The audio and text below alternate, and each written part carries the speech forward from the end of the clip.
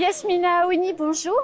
Bonjour Anne. On est chez vous ici à Amsamboro. On a l'îlot derrière qui est porteur de sens au moment où on s'apprête à parler de l'anniversaire de la départementalisation. C'est ça, on a l'îlot et puis surtout pas loin, on a les vestiges de la résidence de Mwalimu Bolo qui était l'un des éminents rois de notre village. Et puis on est ici à Amsamboro, première capitale de Mayotte et surtout lieu où a débuté l'histoire de la royauté de Mayotte. C'est ici que tout a débuté, tout système politique confondu, j'ai envie de dire. Donc, c'est un lieu beau, esthétiquement inspirant, et puis en même temps, c'est un lieu symboliquement très fort. Alors vous êtes, on ne vous présente plus, mais vous êtes une femme intellectuelle, engagée, écrivaine, présidente d'un club de football. Vous donnez beaucoup à la communauté. Quel regard, Yasmina, vous portez sur ces 10 premières années de départementalisation? Pour l'instant, il y a une toute petite confusion qui règne. Oui.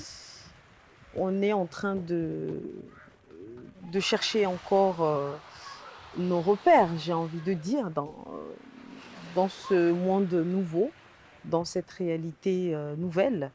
Et surtout, on est encore en train de réaliser que finalement, si on a obtenu la départementalisation en 2009, c'est que quelque part, cette année-là, une page s'est tournée. C'est une victoire qui était obtenue et à présent a débuté un autre combat dont la victoire ne semble pas encore en vue, on va dire ça comme ça. Alors, vous venez de le décrire, la départementalisation, c'est une trajectoire, un chemin, quelquefois semé d'embûches. En 10 ans, si on regarde sur ces 10 années, les plus grosses embûches que Mayotte a eu à dépasser, ce sont lesquelles selon vous? Les plus gros obstacles que le territoire a eu à franchir, je dirais que c'est cette prise de conscience de l'importance de la personnalité de nos gouvernants. Je pense qu'au fil de ces 10 années, nous avons compris que les défis sur ce territoire étaient énormes et qu'ils nécessitaient aussi des personnalités politiques fortes, capables de se sentir suffisamment ambitieuses pour relever ces défis immenses en fait. Et je pense que pendant un temps, on a cru que tout le monde en fait pouvait, effectivement, nous sommes une démocratie et si l'on s'en tient au texte, oui, tout le monde peut candidater. Mais ce qu'il s'est passé à mon avis, c'est que de 1975 à l'année 2005, le pouvoir politique a été détenu par les mêmes personnalités, par les mêmes figures. Et à partir de 2005-2007, la voie s'est libérée, l'espace politique s'est libéré, les postes politiques, les mandats électoraux sont devenus vacants. Et parce beaucoup que les ont personnes patienté. sont parties à la retraite? Oui, parce que Younoussa Bamana a quitté la vie politique, oui, parce que Martial Henry, donc Marcel était le sénateur pendant oui, des décennies. Bamana, pendant 27 ans, a oui, été le président du département. C'est vrai. Donc nous avons eu des générations qui attendaient, en fait, qui étaient sur le banc, pour employer le langage footballistique. Ils étaient sur le banc, en train d'attendre. Donc ces générations-là se sont empressées de venir occuper les postes. Oui.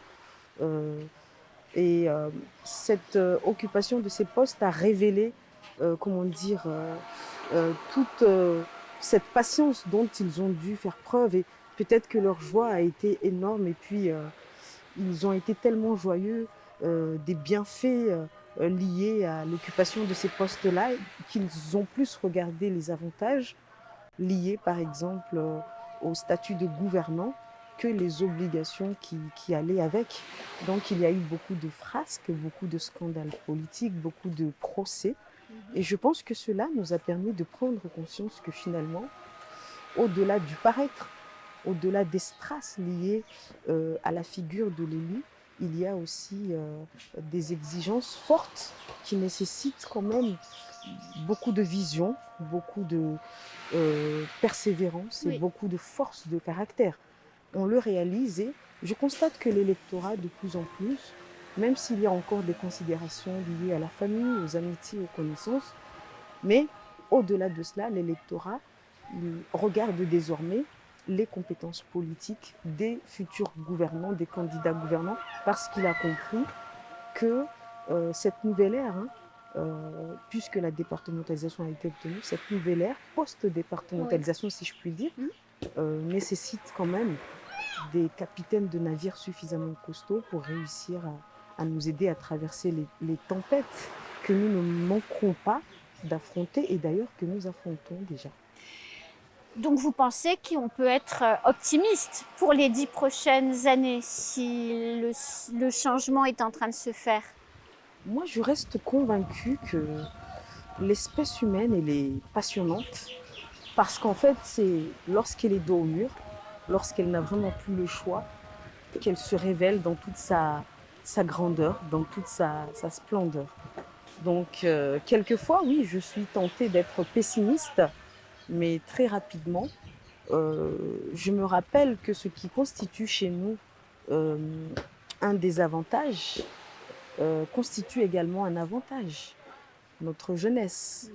Le fait que pour l'instant tout est à faire ici, tout cela c'est un avantage. Oui. Cela signifie que nous avons la main-d'œuvre nécessaire pour réaliser le travail qu'il reste à faire. Oui. Cela signifie que nous avons un potentiel de capital humain énorme. Mais voilà, le défi c'est de bien gérer cette jeunesse, de bien gérer ce potentiel capital humain et c'est aussi de faire preuve de sagesse en ce qui concerne notre vie ici, tous ensemble. Donc oui, quelquefois, on a l'impression que cela ne se passera pas. Et puis, paf, il y a des petits événements comme ça qui se passent et qui nous font prendre conscience qu'en fait, non, on a peut-être tort d'être aussi pessimiste et que peut-être que de belles choses se passeront. Alors dans la période de l'histoire ancienne, les femmes ont joué un rôle incroyable pour faire de Mayotte un département français.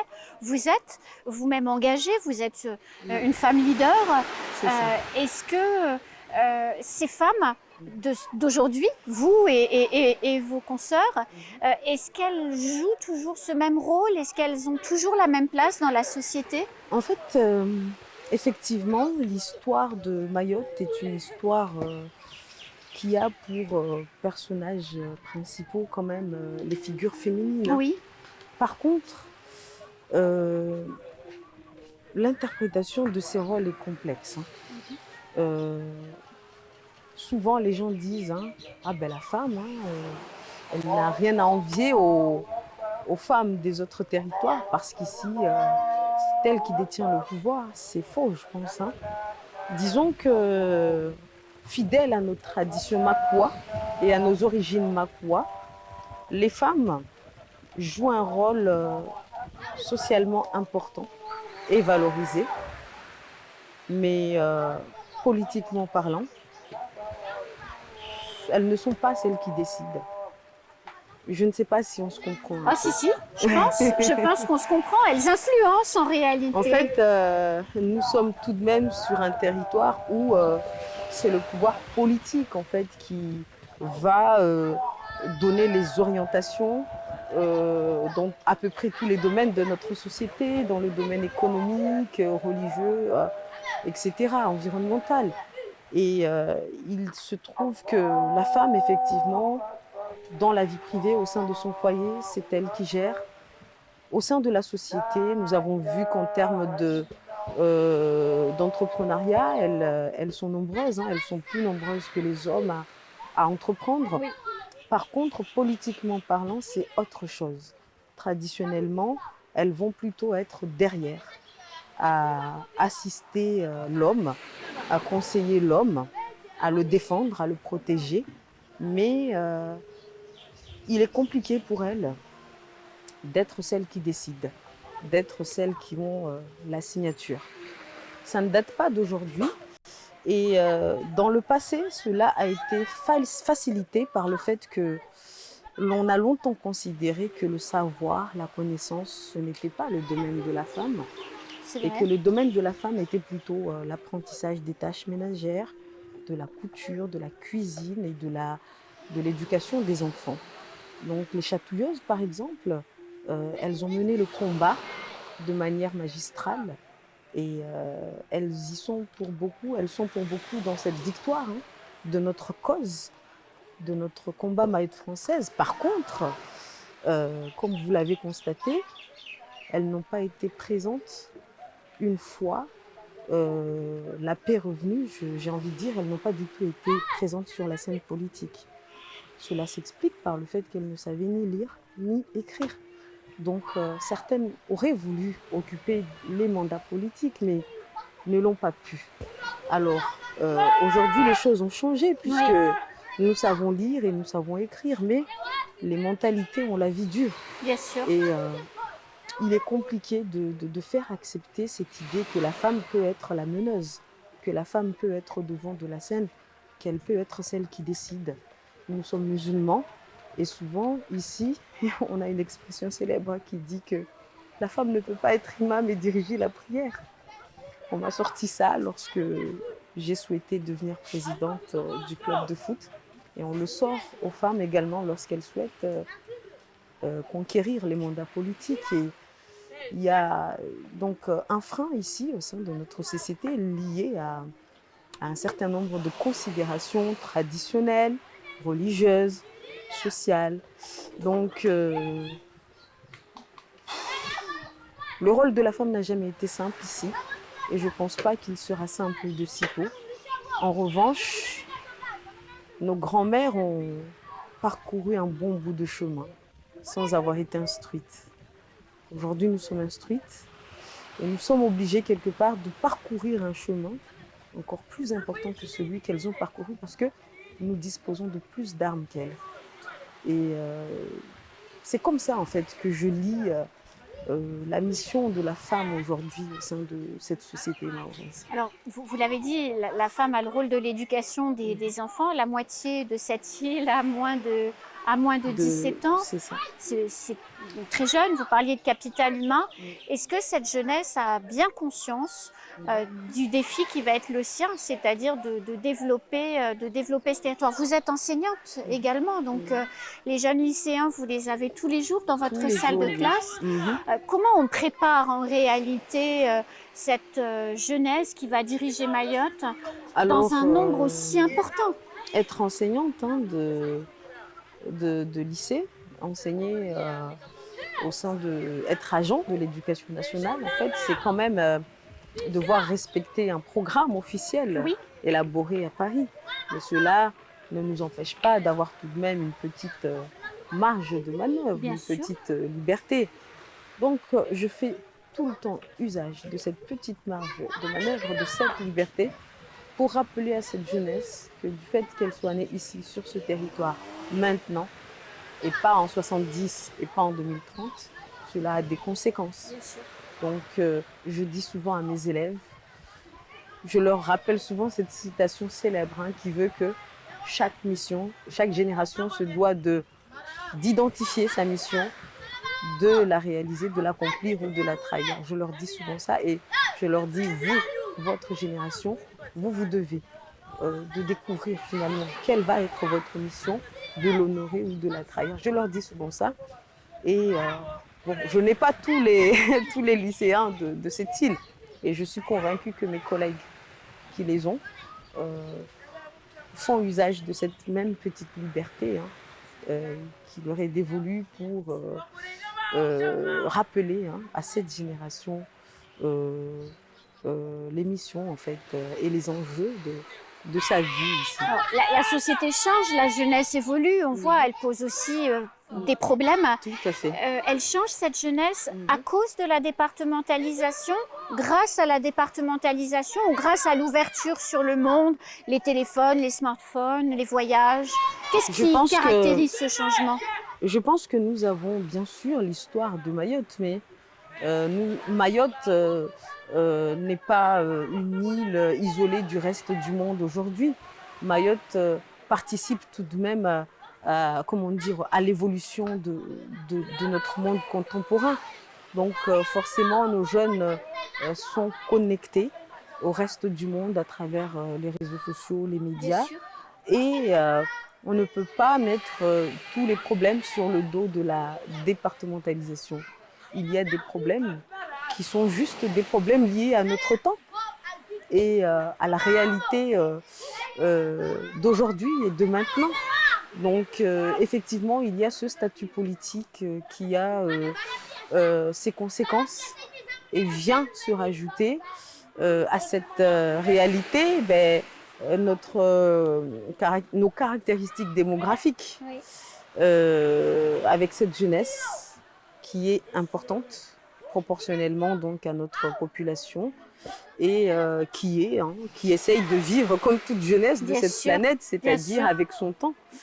Donc c'est comme ça que j'interprète les choses. Par contre, je pense que nous ne disposons pas de suffisamment d'outils d'analyse de cette société. Et il est compliqué de gérer une société, de penser une société lorsque l'on ne la connaît pas, lorsque l'on ne connaît pas suffisamment ce qui la caractérise. Et là, c'est peut-être un problème. Parce qu'au final, quelles que soient les solutions qui seront proposées, peut-être qu'elles ne seront pas complètement appropriées parce qu'on aura eu une connaissance insuffisante de notre territoire.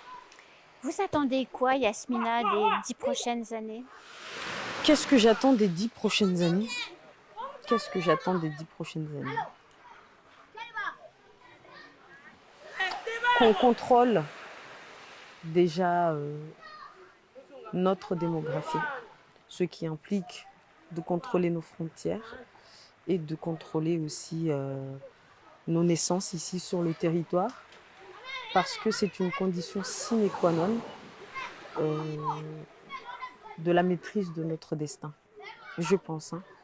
Parce que pour penser un territoire, il faut déjà savoir combien d'âmes on pense. Si on ne le sait pas, et si on arrive à faire cela, ça sera déjà beaucoup. Et puis, je rêve aussi qu'on laisse une belle part en fait à la commémoration sur ce territoire afin que les générations présentes et à venir sachent en fait l'histoire de ce territoire qui est une belle histoire. Et cela manque. Aujourd'hui, on ne commémore pas suffisamment et on se contente juste de transmettre oralement et de manière très lacunaire en fait l'histoire, et cela nous cause beaucoup de tort. Je reste convaincue que si nos jeunes se connaissaient mieux l'histoire de leur territoire, ils agiraient peut-être avec moins d'agressivité, moins de violence. Ce sont des jeunes, des humains, ce ne sont pas des bêtes incontrôlables. J'en reste convaincue. Donc oui, j'ose espérer que ces préalables-là seront réalisés d'ici 10 ans, parce que si cela est fait, on pourra mettre en place beaucoup de mesures qui montreront leur efficacité parce qu'elles auront été bien mesurées, bien pesées. Yasmina Aouni, merci. Merci à vous. De cette interview, de votre temps et de votre regard sur Mayotte et sur la départementalisation et l'évolution de la société. Merci à vous et puis à toute la population mahoraise.